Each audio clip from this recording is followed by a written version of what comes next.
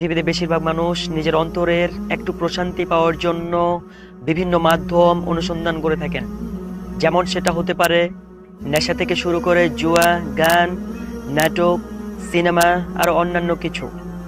আসলে প্রকৃতপক্ষে পাপ কাজের মাধ্যমে কতটুকু নিজের অন্তরে প্রশান্তি লাভ করা যায় তা অনেকেই গভীরভাবে চিন্তা করেননি।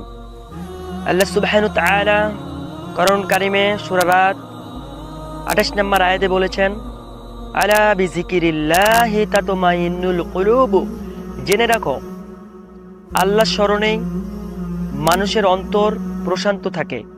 অর্থাৎ যখন কোনো মানুষ আল্লাহ সুবহানাহু ওয়া তাআলাকে স্মরণ করে পাপ কাজ থেকে বেঁচে থাকার চেষ্টা করবে এবং কি সৎ কাজ করার চেষ্টা করবে, তখনই তিনি আল্লাহ সুবহানাহু ওয়া তাআলা ওই মানুষগুলোকে দুনিয়াতে অন্তরে প্রশান্তি দান করবেন এবং কি আখিরাতে তাদের জন্য রয়েছে জান্নাত।